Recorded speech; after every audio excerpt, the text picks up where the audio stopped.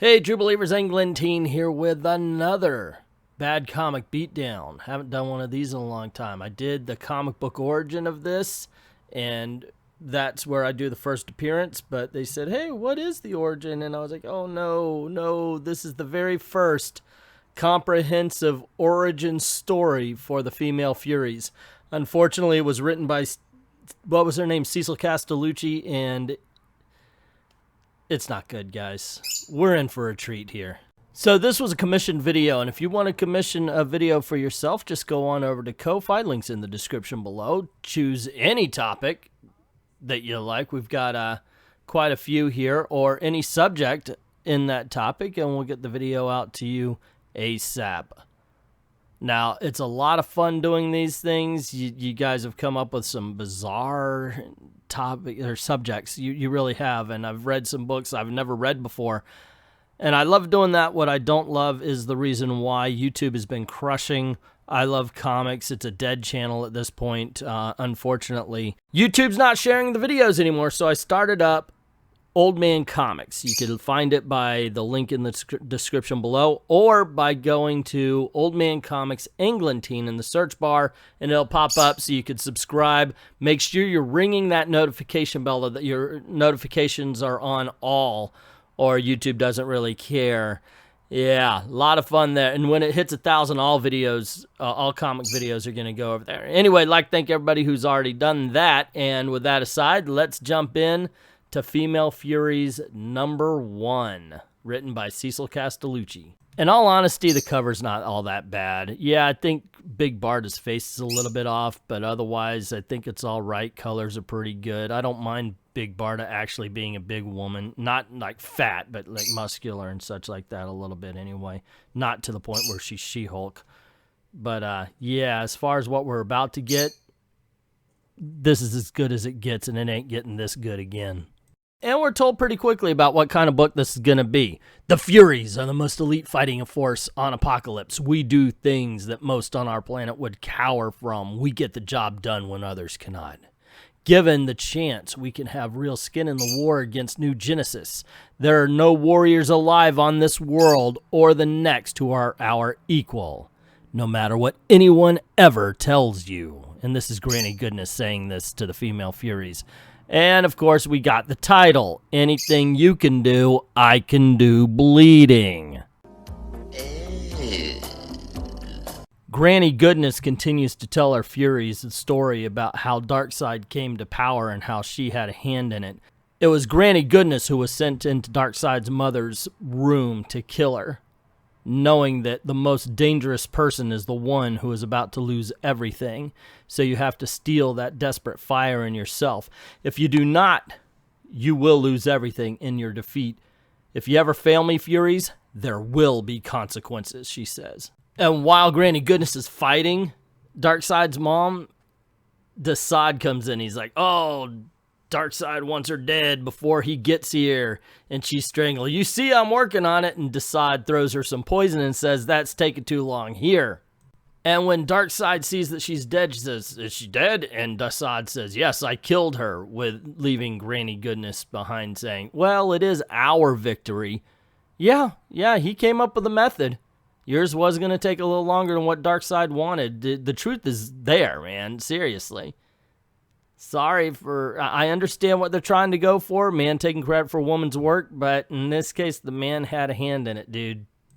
But you see what kind of comic book we're getting here. It is so filled with the, not even feminist jargon. I mean, this is women are weak because of men jargon. It's beyond, it's third wave feminist, where women come from a place of victimhood instead of strength.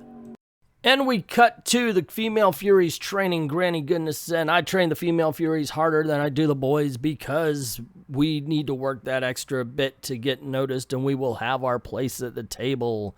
And she just rambles on about, she may share your room, but she is not your friend. And we see Big Barda versus Mad Harriet, Aurelie versus Lashina. She's saying, in the forever war against New Genesis, it's kill or be killed.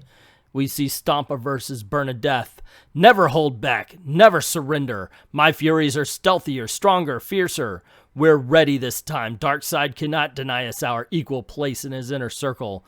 We will win this eternal war. We will forever seek man's acceptance to prove how strong we are. Actually, in this case, that's a little unfair to say. I mean, this is how they're coming at the Female Furies. This is how Cecil, whatever her name is writing it. But on Apokolips, everybody seeks Darkseid's approval because otherwise he kills you. And sometimes he'll kill you because you seek his approval. You can't win.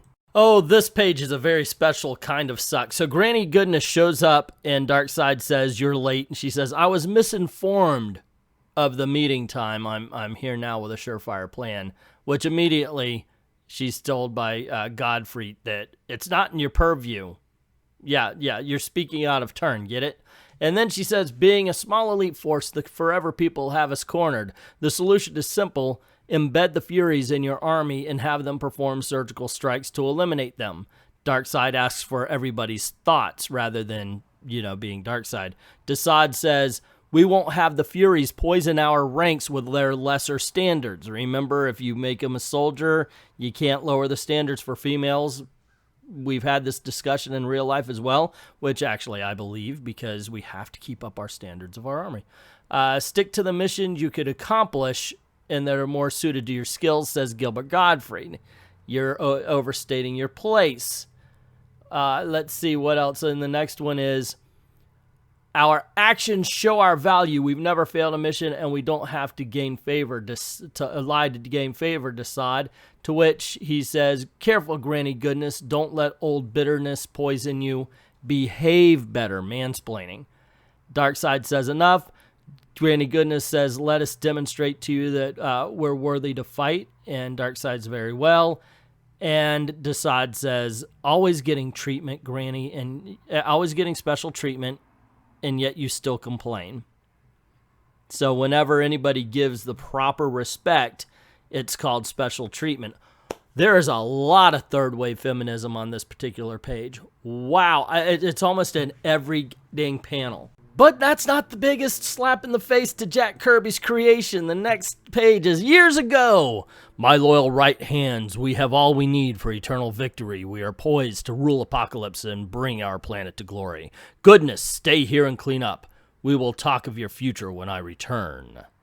Granny says, "As you command," and Desaad does the whole unbelievable special treatment again. Later that night, Darkseid approaches Granny and says, "Battle makes me hungry for what food cannot fill. Come here, Goodness." And he sexually harasses her, forces her into a sexual relationship. It's Darkseid, guy. He is so far beyond this.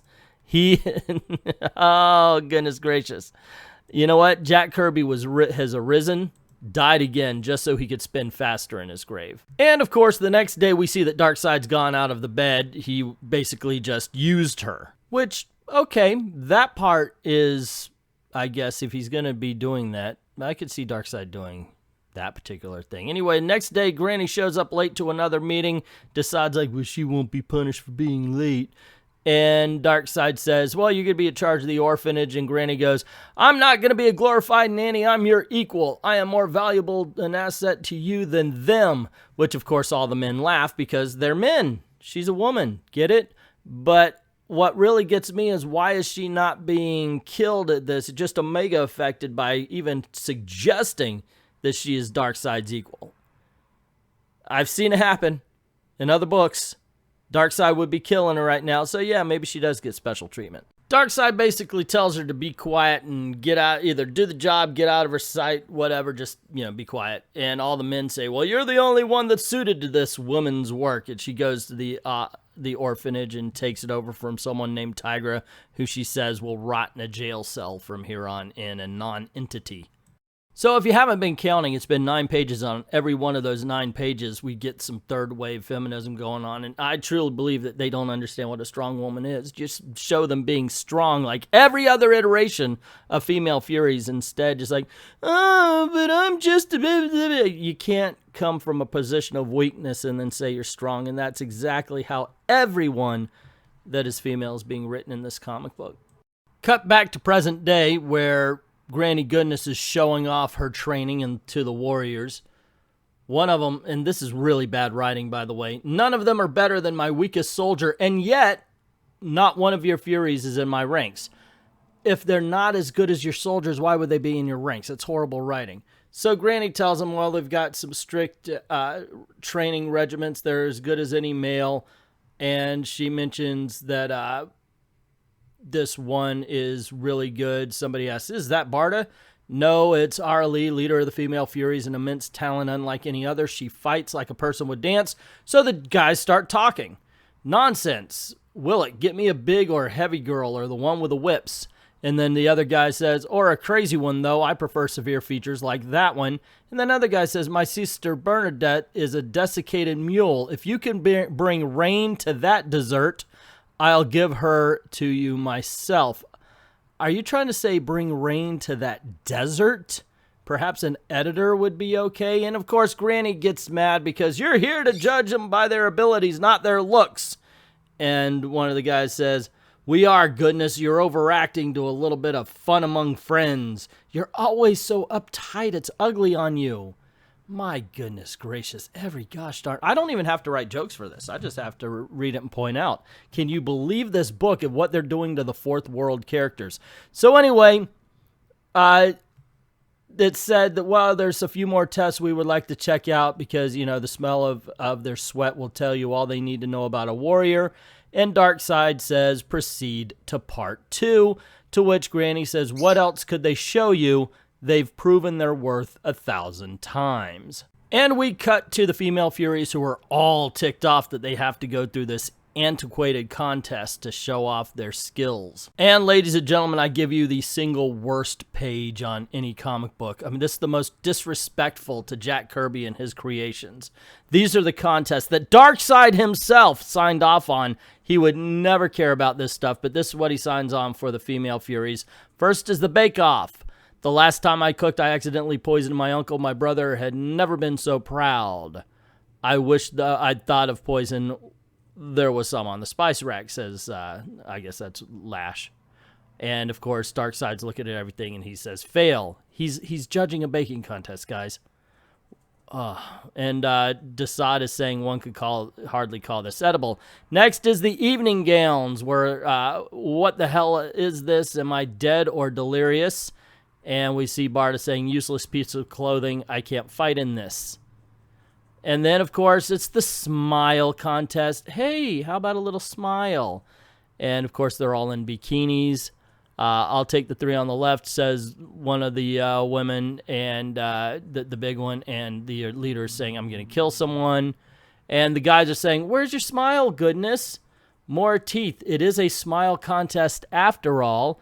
Darkseid saying, egads, those are less smiles, more grimaces. And off we hear, enough, this is ridiculous. This has nothing to do with our capabilities.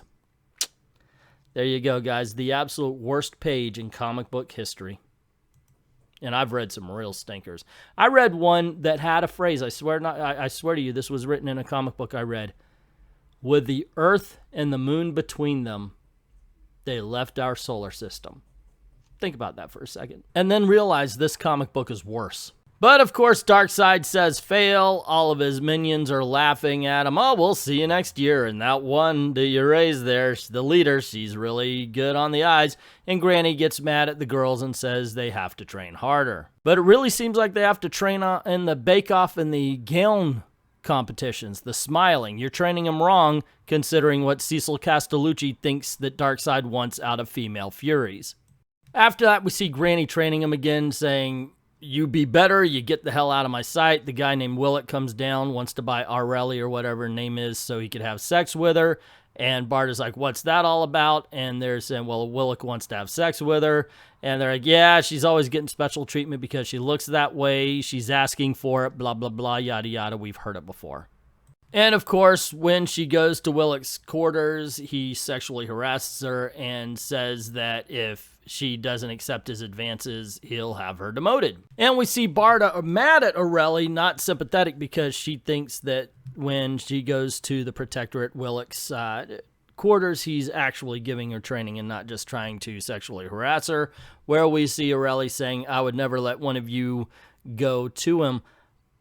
It's amazing to me. Now, you know what? Okay, I could kind of see this as far as the minions are concerned, in all honesty, trying to take advantage and that kind of stuff, because they are evil bastards. Let's not kid ourselves on that part. Showing evil bastards, being evil bastards, that's fine. Darkseid I would put above all of this, but the minions, not quite so much. And we find out that the mission is to basically pick up a wayward girl, but Aurelie notices that she's at peace when Aurelie is not. A man shows up and says, ha, they sent 2 women to do what one man can, and Aurelie's like, hold on, this is our jurisdiction. It's like, bull crap, the Protectorate is higher level than Granny Goodness. And as the Protectorate is walking away with a wayward girl, he says, give us a kiss and your torture will be less. And that's when Aurelie has enough and slices his throat. And then she threatens Barda with harm if she doesn't help hide the body, which they agree to do so on a passing comment. Aurelie says to Big Barda, swear to me that we'll speak of to no. And Aurelie says to Big Barda, swear to me that we'll speak of it to no one.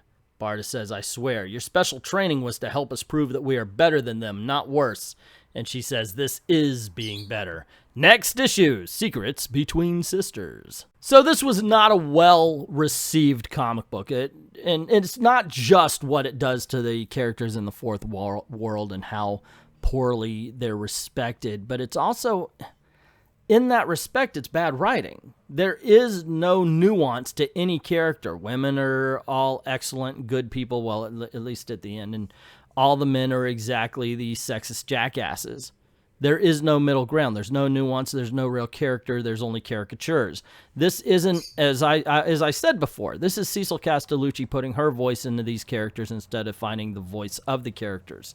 And that's something we see many, many times when we find books like this. Thankfully, as far as the mainstream is concerned, they're getting more rare, but occasionally they do pop up. And unfortunately, they are horrible, but so I love it when people are pointing them out. That's what we do. We have to go, look, guys, and tell DC, tell Marvel, this is unacceptable. Tell them why it's unacceptable. Not just because, get your politics out of our... There's always been politics, and it's always been liberal in comic books. So saying that doesn't affect them. But pointing out how wrong it is for the characters. And fight, because they'll argue with you. They'll tell you why they think that this kind of stuff is perfect for these characters. But they're missing the point. It makes them weak. If you have to have someone else change in order for you to be strong, you're not a strong character. And that's what all of this is all about. In order for the Female Furies to be strong, the men have to change in this world. And that's wrong. That's not the way you write a strong character, and that's where this series has truly failed. Anyway, that's my opinion. What is yours? Let me know in the comments below. Also, don't forget to click like, share, and subscribe.